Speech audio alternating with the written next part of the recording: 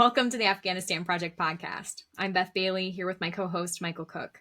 Today, we're thrilled to host Brian Castner, a weapons investigator for Amnesty International, who was on the team of researchers to uncover evidence of a plethora of war crimes committed by the Taliban in northern Afghanistan's Panjshir province in a report released in the beginning of June. Brian, Michael, and I are so happy to have you here to talk about the work that you and Amnesty have done to keep track of violations of international humanitarian law in Afghanistan prior to and following the withdrawal. Thanks for joining us. Thanks so much. I really appreciate you inviting me on. So how long have you been investigating war crimes in Afghanistan? How far does that go back for you? It's a couple years with Amnesty. Now, obviously, Amnesty has been working on Afghanistan for decades, but my involvement in the team that we've been working on this, really, we got involved in early 2021 before the fall. And one reason that we started to do more work is because, I mean, even at that time, I think that there was this narrative that the fighting was over, the war was over, the United States had announced a withdrawal, and it was just, I don't know, that was going to happen some months in the future. But, the story was wrapping up in some way, which is a very obviously American centered way of looking at it. But also, it just wasn't true. I mean, there was terrible fighting happening throughout the summer of 2021. And so I and a colleague, an Afghan colleague, we went to Kabul in July of 2021. Not because we could see the future and know that Kabul would fall a few weeks later, but because we really wanted to document the fighting. And a lot of people that had been impacted by that fighting in Kunduz or Kandahar or some of the rural provinces had fled to Kabul. So we were interviewing a lot of internally displaced people that were living in shelters or living with family or sometimes living in the park in Kabul there, and trying to get a sense of what the fighting was and what the violations and war crimes were that were happening. That research appears in a report that we published in December of 2021. And then we've been continuing to monitor and do research and publish ever since. And in that report, you do say that it's not just the Taliban who were committing war crimes in that time frame. So can you give us just a really brief idea of what kinds of war crimes were being committed during that period and who was committing them? Yeah, I mean, that's a good question. So there was, we documented a number of cases of the Taliban committing killings, targeted killings, executions, normally when they had when they had captured a province, when they had taken it over, places like Spin Boldak, and other places where they would, sometimes they would target former officials. They were revenge killings, essentially. Sometimes they were targeting ethnic groups. And so there was one, tiny village where we just happened to meet many people from this village that had fled in Malistan. And out of the couple dozen men that lived there, a quarter of them were killed essentially in a couple days trying to flee. And the Taliban killed them in various stages and under various circumstances. Some of them were killed when they tried to go back into the town to get food. Some of the people that were killed had disabilities or had mental health reasons that they couldn't flee. They were bound at home, and then they were killed at home. So we had a number of those killings by the Taliban. We also had violations committed by the Afghan National Defense Security Forces in the course of the fighting in trying to defend Kunduz and other places. They were just really indiscriminate with the use of some of their weapons, their use of mortars, and particularly we documented one case where they essentially walked the mortar fire through a civilian neighborhood to try to get it to a Taliban target. Which is, which obviously awful for the civilians living there. And then we also documented a number of airstrikes, one committed by the ANDSF, but then a couple committed by the US, where we can't say for sure that it was a crime, but we can say that the targeting went wrong. And at the very least, the US should have been paying reparations, should have been talking to the family, should have been doing far more than it was. The case that really sticks with me is one from 2017. U.S. Special Forces were fighting the Islamic State in the Khorasan province, ISKP, and they ended up in the middle of that fighting. They hit a compound with a family where there was a funeral. The family had gathered for a funeral. And in the middle of that fighting, the Special Forces soldiers at the time stopped in the compound and said, "We made a mistake. We should not have hit your house. We understand that you're not Islamic State. This was our fault." And yet that family, over the course of years, when they tried to either get an apology or compensation or, some sort of reparations, they just were unable to get it from both the Afghan government in many cases and from the U.S. And that is... Brian, I'm just curious what the U.S.'s public response is to those situations. Yeah, so good question. So their public response to the family at the time was to defer to the Afghan government. Their public response to us as Amnesty was to, quite honestly, CENTCOM to send me emails saying, "We promise to get back to you, we promise to get back to you," and then never really having a public response to explain what happened in those situations, which is deeply frustrating. And what's telling about some of these situations is, again, this is July and August 2021, before the government has fallen. We heard lots of frustration with the existing at the time Afghan government, that there were civilian casualties, that, people understood that the government had to fight the Taliban, but, why is my family dying? Why are you blowing up my house? Why are you doing nothing about it afterwards? And there was really just from the people that we interviewed, just a real frustration, lack of faith in that government to say, why is nobody addressing these problems almost on a systemic level, which is something we tried to address in the report as well. Yeah, sure. In any war, obviously, there's the possibility of civilian casualties, but at the same time, there still just has to be complete transparency from the government, especially the U.S. government, when those situations happen. Absolutely. I think there's a really... Go ahead, Brian. But what's really frustrating about this is a former...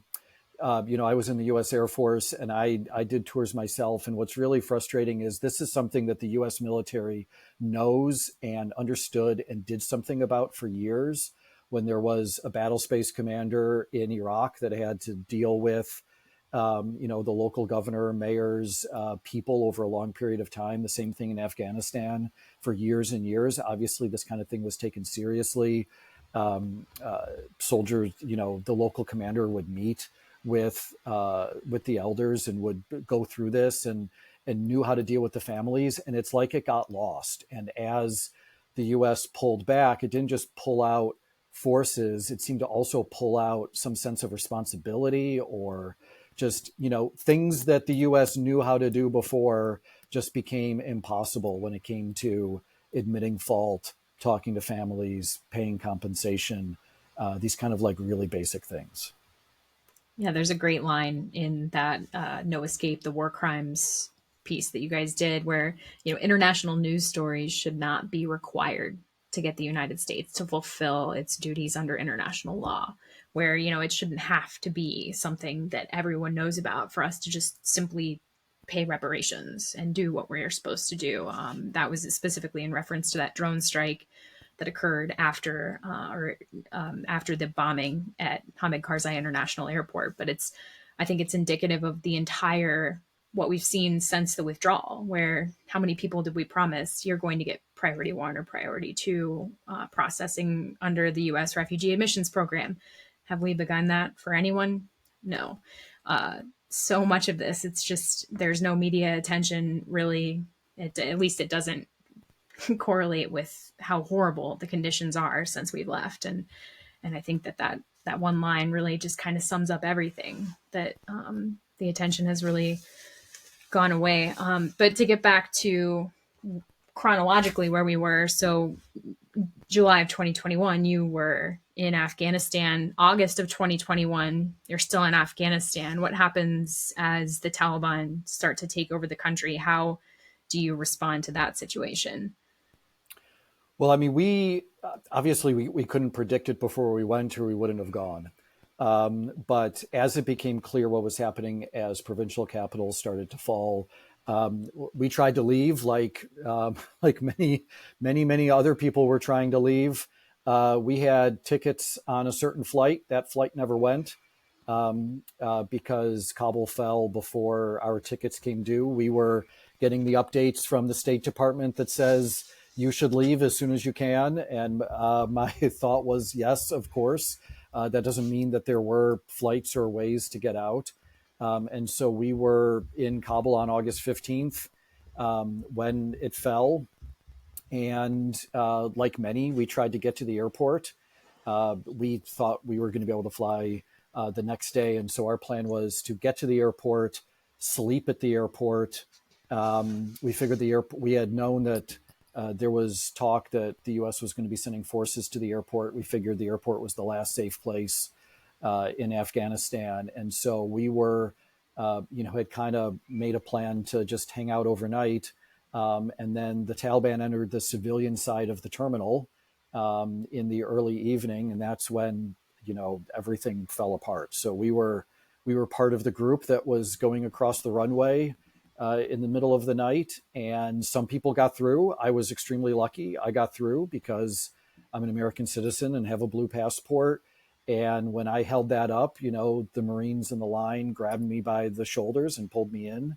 And colleagues I was with, it took us much longer to get them out because they didn't have the right passport at the time. That, something that bothers me significantly is both how that initial night is talked about. John Kirby has said recently that there was no chaos at the airport. I was personally in the middle of the chaos. I can attest to it. I think everyone there, that has eyes to see can see. But also there was, it was just I don't know, like the people that were let through or not let through was I got through as a U.S. passport holder. I was standing next to a guy with a green card who didn't get through that night. I'm not sure what ended up happening to him. There were, people in so many just different situations, and we were fortunate in that, that first night in retrospect was much less dangerous than it would turn out to be the next day and the day after and the day after. So we were, I count us lucky in that we got out, and obviously what happened at the airport in the weeks afterwards just got worse every day. I can't even imagine being in that situation. And then when you got back, there were just so many incidents that I know people were sending them to me, sending, images of reprisal killings, footage that the Taliban was taking themselves, and then sending out to people, maybe to create terror in the populace, or maybe just to say, hey, look, we've got the control here and you can't do anything. But how many of those were being sent to Amnesty in the aftermath of the withdrawal? Far more than we can investigate, unfortunately. And we've proved a couple of them. There was a case in Daikundi where some former members of the ANDSF tried to turn themselves in and were killed. We've been able to document some cases over 2022 where people that, what we've discovered, I think the trend that we found is that if you were Hazara, or if you were a member of like a non-Pashtun ethnic group, having, that's in itself is an issue. Being a member of the former government, also an issue. If you are both of those things, Hazara and a member of the former government, then people were getting targeted and killed. And so that happened throughout 2022 and continues this year, where you have these individual cases of, and the Taliban, like you say, will videotape it, will claim credit on their Facebook channels that they conducted a, quote, security operation or something in a certain area. But really what they've done is they go to a house, they pull people out, they, kill people there or take them to another location and torture and kill them somewhere else. And we've documented a few of these. And Brian, do you think those orders are coming from, the upper echelon of the Taliban, or where are those decisions being made? I mean, that's an excellent question. And I mean, at Amnesty, we are really, really careful to assign command responsibility and to say, not to name names, so to speak, unless we're really sure. So what we have to go on there, because we don't, I wish I had a source inside some of Taliban offices, but we don't. So we have to go by public statements. And in the case of, I want to make sure I get this right, but I believe in a case we documented in September of last year in Gore, the governor of the province or the district, had announced that this had happened and took credit for it, which implies some amount of at least knowledge, if not responsibility in ordering it. And then, later pulled that back and deleted the Facebook post. Zabihullah, in the latest, I know we're going to be talking about our Panjshir report soon, but like in some of that fighting and the executions in that report, he announced that an operation had taken place and then had a number of tweets changing his mind about what happened in that. So where's the responsibility versus the knowledge, I think is it's an important question. It's one I wish I could answer, but it's not always clear. That is a difficult thing with the Taliban. Why don't we talk about that report then? Can you give us an overview of what you were trying to prove in that report and what came to light as you were doing it? Sure. So we did a report on the province of Panjshir and collective punishment against people that live there. So people might remember that after August of 2021, Taliban took over. The fighting didn't stop immediately. A number of former soldiers went up to Panjshir and joined the National Resistance Front, which also has a number of Tajiks and other members of that group. And the fighting continued really after August 2021. So when the Taliban went up there, we had already documented a couple cases of Taliban going into towns in Panjshir, rounding people up, collecting former fighters, capturing detainees, and then keeping them in horrid conditions, not feeding them, torture, not providing medical care, killing of former members of the government in Panjshir. That was in September of 2021. So we've continued to follow that. And throughout 2022, and even now, there's been just a whole series of crimes. There's been extrajudicial executions of captured NRF fighters. There have been mass arrests of men from certain towns and villages. There's been hostage taking of the fathers and grandfathers of people that the Taliban believe are either supporters of the NRF or fighters in the NRF. There's been keeping shepherds from access to their grazing lands. There's been torture and killing. There's still restrictions on the use of smartphones. There's still a curfew, the only curfew in Afghanistan that we found. So there continues to be this oppression for the Taliban that they perceive that, towns and villages and people that support the NRF are being punished in this way. So any of these things would be crimes, either war crimes or international humanitarian law violations all on their own. But when you add them all together, it's an additional war crime of collective punishment. And one thing about this report that I think is so incredible, you guys did all of this because of the restrictions in Panjshir. You weren't able to go in. You are not able to talk to people who are there. The only people that you've been able to talk to mostly are people who have fled Panjshir, who can get cell phone access somewhere else and who feel safe enough to talk to you somewhere else. And, the Taliban has their media crackdown and they don't tell the truth about what's going on there. They have all their different versions of what happened.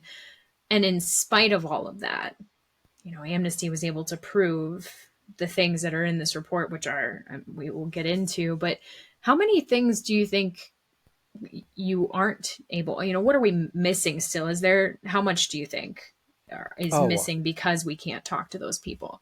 yeah, we're missing a huge amount. And this is one of those lessons that I'm not sure we always learn, but we should. And it's a hard lesson to learn in the age of social media when your Twitter feed is full of videos and photos constantly. We have this sense that we understand what's going on, whether it's Afghanistan or Ukraine or Sudan now, or any of these conflicts. And the truth is we just see a tiny, tiny percentage of what people manage to videotape when they pull their phone out, if they can get a cell phone signal, upload it, and then people find it. And I had this feeling during the fall of Afghanistan in August of 21 that, we were getting reports and some videos of killings coming out, but we knew it was a tiny percentage. And like you say, in Panjshir, the only way we get things two ways. One is the way we've already talked about, which is the Taliban filming it themselves and putting it online. But if that doesn't happen, it's only people, like you say, that manage to collect the information, take photos, take videos, and then flee the province or flee the country altogether and are able to share it. And so it's really a challenge to be able to put these cases together. Is there any way to estimate on the volume, or we just don't know because the data is not there? I mean, there's two ways of looking, I think, just at the job that somebody like me does. There's two ways of looking at it generally. One is to try to understand the entire scope of the problem. How many people have been executed, how many civilians have been killed, how many war crimes, whatever.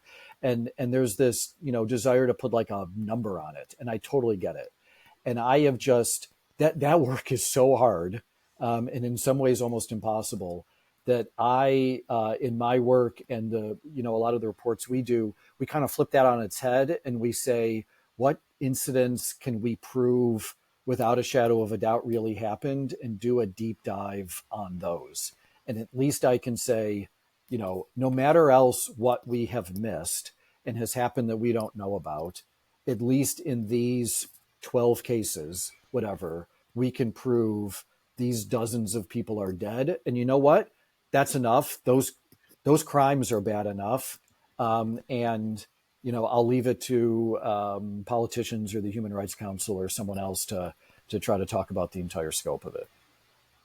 Yeah, as in many, many moons ago, I was an intern with the Office of Special Investigations at the Department of Justice, working on Nazi cases. And it was incredible to me. They had so many investigators working on other human rights violations in places like Rwanda, the former Yugoslavia, etc. And, I think that after the Taliban is out of power, I think that there will be a lot of documentation to be done and a lot of stories to be taken. And I think about the work that those people were doing all the time. It's just unfortunate that most of that has to be done after the fact. And that's why I think this is such an important report, because you can show it now. And, only I think a year has passed since these events took place. And that's really an incredible turnaround time. And with these videos, like I'd love to talk about the shepherds, because I think that it just shows the vast inhumanity of the Taliban, and the fact that I'm sure some of you might have seen the video that came out. It's going around social media today in all of the Afghanistan evac communities of the Taliban just mercilessly beating a man, and nobody knows who he is or why he's being beaten. But in the report that Amnesty put out, you had a forensic pathologist look at these pictures of these three shepherds whose crime was trying to get their sheep right from the mountains where they'd been grazing for the summertime. Or was it the winter time that they were grazing? No, it's the summertime, and it's Okay. cattle. And so, Okay. In the summer, to save, feed and everything else, it's the tradition, or the traditional way to raise these livestock is to send them into the mountains and let them kind of fend for themselves until the winter. And then you go and you bring them back down and you feed them yourself for the winter again. And like in these valleys and on these mountains, like, the district lines are, kind of less important, and you have a lot of traditional ways of doing things.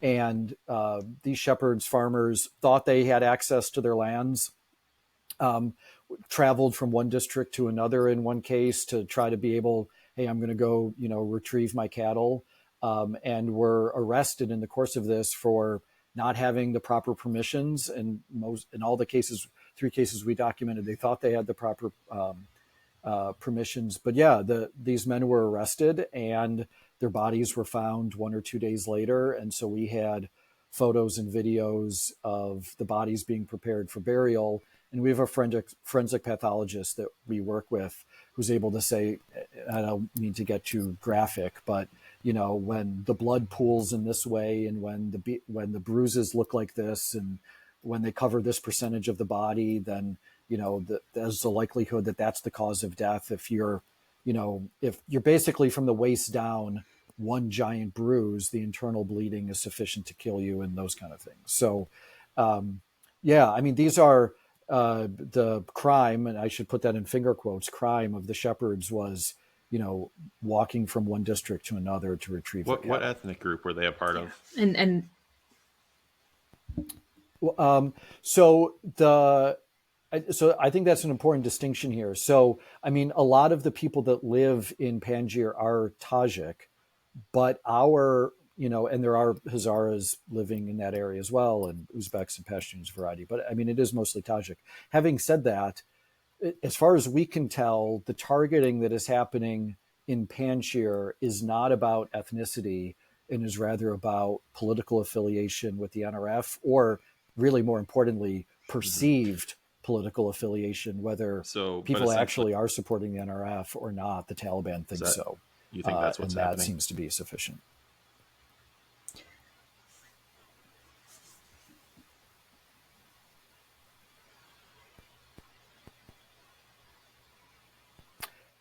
Or is providing food, perhaps, or they're trying to interdict supplies. One of the ironies here is the Taliban is trying to fight an insurgency. To just go around and scoop up and so to do that, this could be a potential they're doing, the things that they're doing with the mass arrests and the incarcerations and the interrogations and everything else. It's I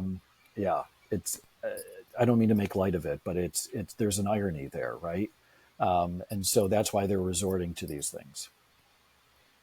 Yeah, it's absolutely brutal. What other things did you were able to use geospatial analysis to prove where mass graves were?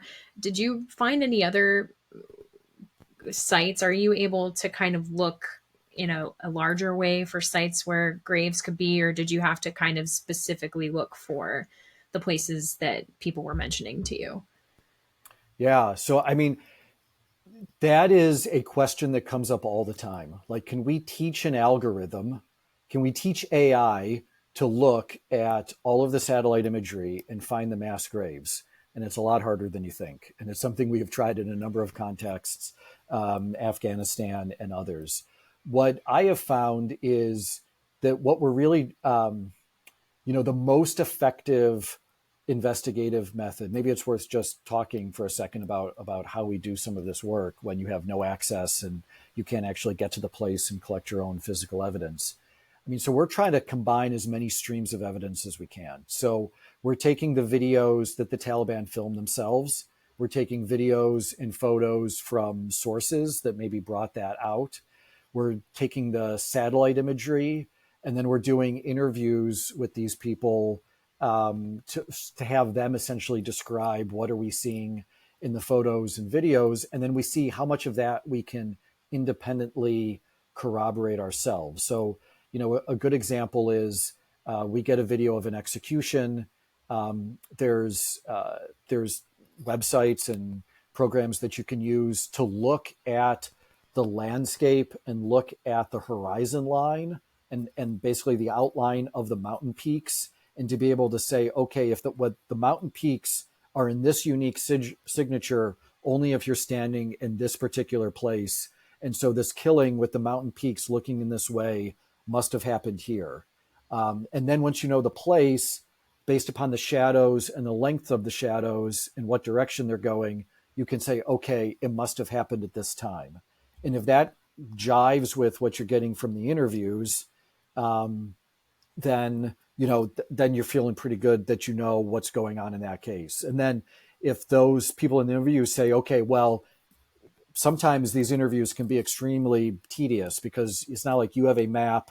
It's not like you both have a map you can look off of, and they can just point and say, here's where everything is. So you kind of describe, okay, if you are standing in this place, where's the path that you walk your cattle? Okay, well, we walk this way. Well, what's the way that you walk to get to the village? Okay, this is the path to the village. Well, and then where did you say the grave was? Well, the grave was, if you walk down the path 10 minutes on the way to the village, then that's the place it'll be. Okay, then we try to check the satellite there. We see some disturbed ground. We see new digging. That could be a lot of things, right? If the gravel is churned up or whatever else. But if it's at the time people said it was a grave and the location they said it was a grave, if they have a photo of, say, the headstone and the footstone of the grave, and you're able to see some of these details, then that's kind of how we we try to put that case together, even if you can't walk there yourself. It's a lot of work. And I'm imagining that's why it's so impossible to be able to take all of this evidence and, generate reports on everything. But it's really important. And I love at the end, you've given lots of recommendations to the Taliban, who refused to provide any comment on this piece, or have they provided comment on anything that Amnesty has written that has been requested to be commented upon? Yeah, so we, as a matter of due diligence, always send our findings, to every government before we publish. We did so in this case. The Taliban had a few weeks. We had contacted them with the major findings and asked for their response. No, they didn't respond. They did respond kind of indirectly through the media afterwards. It's an interesting mix of both denying that any of it's true.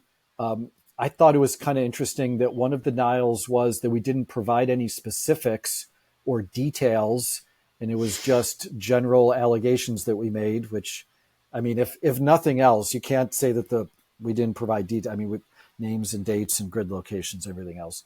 But then there's also a level of denial that the Taliban say, well, we wouldn't do anything that was illegal or was against, I'm going to get the translation wrong, but against policies or against our interests and whatever else, which is not exactly a denial. It's a saying that the actions that they took, they considered proper, which is not exactly denying that they conducted the executions or the mass arrests or any of those things. But no, we don't often have the Taliban responding directly. But you've given them lots of recommendations as to things that they can do. And I think that's, I doubt that they will take those recommendations, but things like training fighters in international humanitarian law so that they know, you're not just under the law of the Taliban, you are under international humanitarian law.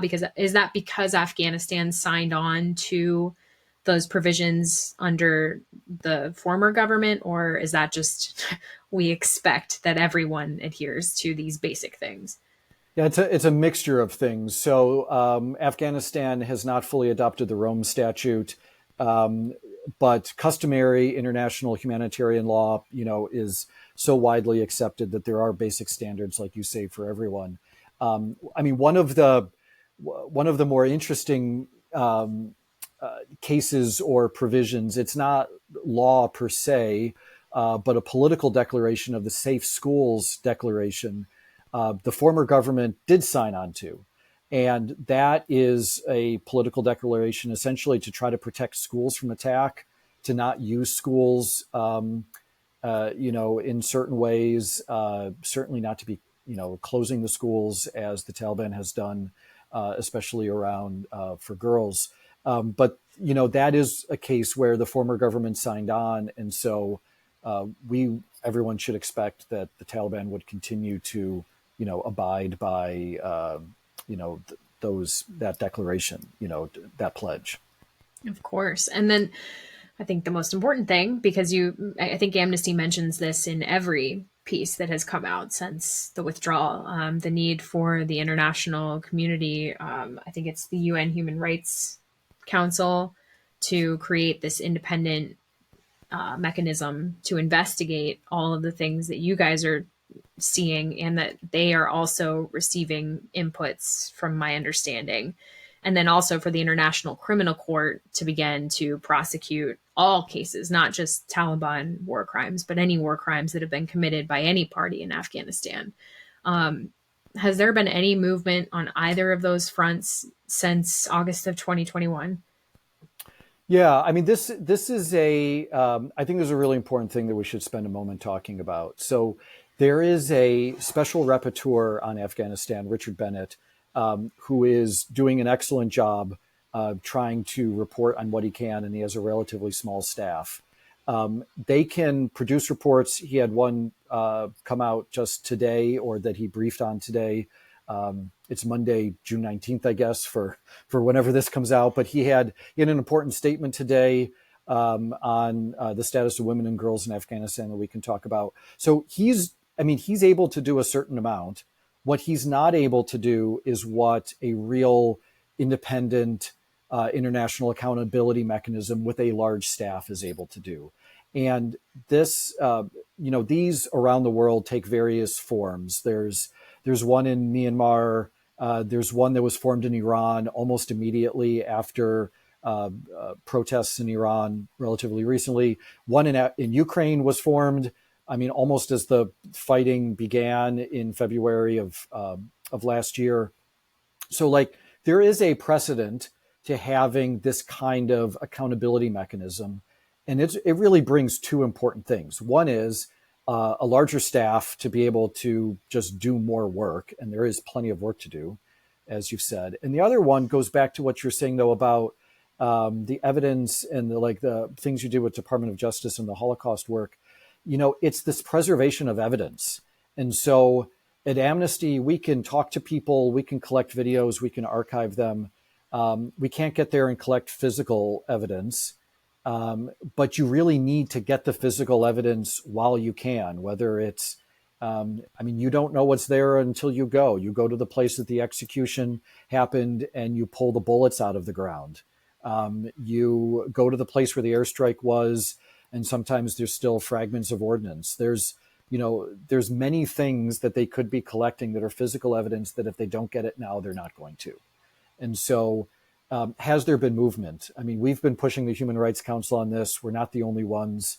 We really think the next opportunity for the Human Rights Council to do this is in September. It's going to be a big advocacy push for us to try to get the Human Rights Council to establish that by the end of the year, and to be able to, keep this evidence for future prosecution, whether that's the ICC, whether it's another mechanism of international justice, or whether, like you say, it's reporting that can happen now to inform other governments around the world when it comes to either their own justice mechanisms or their own policies on how they interact with the Taliban or the expectations that they set.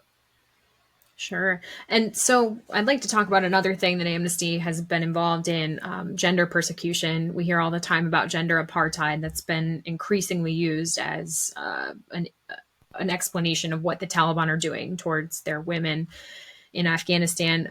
What has Amnesty been able to uncover in that regard? Yeah, so we published what I think was a really important report last year called Death in Slow Motion, which just talked about what it's like to be a woman or a girl in Afghanistan, and just the layers of oppression, education, not being able to go to school after primary school. And then this has just kind of been one thing after another, not being able to work for NGOs, not being able to be on, have certain jobs and staffs, not being able in some places to leave the house without a male guardian. You could go down the list, right? And so about a month ago, we published another report that kind of analyzed the law around this. And we said that it almost certainly is a crime against humanity, specifically of persecution based on gender. as you rightly point out, that, I mean, I think while that absolutely is true, many women in Afghanistan say, well, that's right, but that feels inadequate. It's like does not fully encapsulate the horrors and the level of oppression that's happening now. It's a full division of men from women in society. It is being treated differently in almost every aspect of human existence that you can imagine. And so there's the term gender apartheid to try to fully explain the depths of what's going on. And Richard Bennett, who I had mentioned before, was the special rapporteur, his statement today at the Human Rights Council talked about that the law, should be changed. He pushed to include gender apartheid as, not just a really powerful term, but a term that has real, a legal definition and legal teeth in, the whole international law system, which, I think it's important to call things what they are, and that this is not simple persecution. This is really just all aspect of a woman or girl's life today in Afghanistan. Absolutely. So what would be, can we talk before we close just about the advice for the Taliban? Can you sum that up? But going back to the Panjshir report, what does the Taliban need to do if it wants to come back under some kind of, to be a legitimate government? Yeah, I mean, we consider the Taliban the de facto authorities. They're obviously in charge of large parts of the country. They have some state obligations, but they are not doing, in many ways, like the tiniest bit of what it takes to be like an actual legitimate government. I'm not really sure where to start. I mean, rolling back all of the gender apartheid things that we had discussed, not continuing to commit these crimes that we had talked about, such as collective punishment in Panjshir, investigating those cases themselves. I mean, they occasionally will say, well, we didn't conduct any of these executions, but we're going to investigate ourselves. We never hear about what the results of those investigations are. We never hear about them again after they're mentioned the first time. There almost needs to be a wholesale change of behavior from top to bottom. I'm sure that can feel hopeless to many people. The Taliban are already a pariah. I would just say that they are not, and the country of Afghanistan is not, Mars or something, like completely separate from everything. Even if they're separated from a number of international systems, there are countries in the region that have influence over the Taliban. They still have to import goods from other places. They're dependent on outside aid. There are still a number of levers and, influence that can be had from players in the region. It doesn't have to be a ICC or nothing, throw up your hands, there's nothing to be done. And I think that, and that includes the US. And as we talked about just, briefly at the very beginning of this, there's a lot that could be done with the Afghan Adjustment Act and with getting people out of Afghanistan, still actually processing those visas. I mean, the list better than I do of the things that could be done. And those things don't just help, individual Afghans. They're part of the continued pressure on the Taliban to change its behavior. Absolutely. I couldn't agree with you more. I want to close tonight. We usually conclude every episode with a story from an Afghan so that we can give voice to the people who are really suffering under the Taliban's rule. Today, we are instead going to read directly from an Amnesty International report about a number of Hazara Afghans who were killed by the Taliban and who can no longer share their stories. And so this is a little bit of a lengthy story for us, but I think that it really illustrates what we've been talking about here and that it's important. On the night of 26 June 2022, Taliban forces raided the home of Mohammed Muradi, a Hazara man and security official under the former government who had also previously led a People's Uprising Program force, a local militia, against the Taliban in 2020 and 2021. Muradi had recently returned to his home in Chahar Asiab in the Lalwa Sarjangal district in Ghor province, Gaur, after failing in an attempt to flee to Iran and then hiding in other cities around the country. Like many who had been involved in Taliban opposition, Muradi had not taken up the offer of a personalized amnesty letter, often issued to former security and government officials, offering permission to return home in exchange for a promise to lay down arms, due to the fear of reprisal attacks by the Taliban. Witnesses told Amnesty International that on the night of the attack, Taliban forces fired rifles and rocket-propelled grenades at Muradi's home, killing Taj Gul Muradi, his 22-year-old daughter, who had studied medicine and had been providing healthcare in the community. The attack wounded Muradi and two of Muradi's other children, a son and his 12-year-old daughter. The girl suffered severe stomach injuries and died the next day. Muradi's left leg was injured, and he surrendered to Taliban forces through the intervention of local elders. However, the Taliban then dragged him outside of the house and shot him dead. An analysis of photos of Muradi's body shows damage to the front of his shirt, indicating a likely chest wound, and an exit wound in his forehead. Amnesty International reviewed photos and videos that show damage to Muradi's home consistent with witness testimony. The images were also geolocated by analyzing visible features, including vegetation, nearby pavements, and the building's layout, and satellite imagery. 3 other men who had been staying at Muradi's home were detained and then extrajudicially executed. 2 of them, like Muradi, had previously been members of the People's Uprising Program Force, though none had taken part in fighting with the militia for some time. Ghulam Haider Mohammadi, Muradi's nephew, had been visiting relatives. Photos of Mohammadi's body indicate that he was executed with at least 1 gunshot to head while kneeling and with his hands bound behind him. Locals found his body approximately 50 meters from Muradi's home, left between some rocks in a tree-covered area. Witnesses told Amnesty International that the other 2 victims, named Asif Rezai and Arif Sangari, were put in a vehicle and driven away to be killed in a separate location. The bodies of the 2 men were later discovered in an uninhabited part of Takagal, more than 30 minutes' drive from where they were initially detained. Asif Rezai had been living in Kabul, but had returned to his home village a few days prior to visit family members. Rezai was executed by gunfire while his hands were cuffed behind his back. Photos and a video of his body show 4 distinct gunshot wounds to the head, chest, right thigh, and left hand. Based upon the nature of the wounds, apparent bullet trajectory, and gunpowder stains, the wounds to the leg and hand were done at close range prior to execution. Such intentional infliction of pain on a bound detainee constitutes torture, a crime under international law. Photos indicate that Arif Sangari was also executed while bound and detained, with at least 1 close-range shot to the head.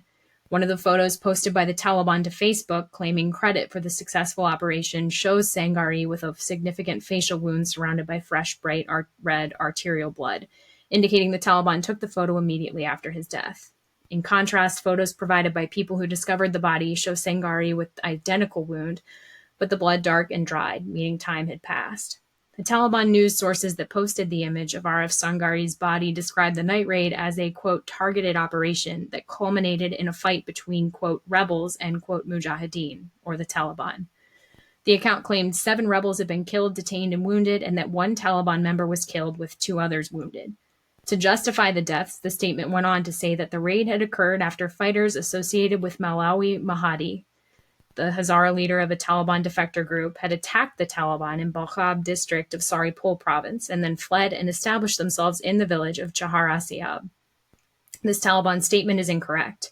While this fighting has been documented by the UN Special Rapporteur on the situation in Afghanistan in his September 6, 2022 report, which includes cases of Taliban executions of fighters or to combat, Muradi and his family members were not members of Mahdi's group or taking part in this round of attacks. Rather, Amnesty International believes the Taliban justification is a pretext for targeting ethnic minorities and soldiers associated with the former government. We just want to ask our Afghan listeners once more, we'd love to share your stories on our podcast. Please send those in with us. Any way you want to share a story. We've shared poetry. We've shared some really heart-wrenching stories of the time of 20 years of war and of the Taliban's return to power. So whatever you want to share, as much detail as you're willing to share, send us an email to our show address, which is the Afghanistan Project Podcast @gmail.com. And then Brian, Thanks so much for taking your time to talk to us about these really important reports and the work that Amnesty International is doing. I appreciate it. Yeah, thank you for your interest in our work and, for sharing this, these important cases. We're really grateful for it, and I'm sure that everyone who's listening is too. It's vital right now. Thanks too to our listeners for taking your time and supporting the people of Afghanistan. So Tasha Kaur, and we hope to see you again soon.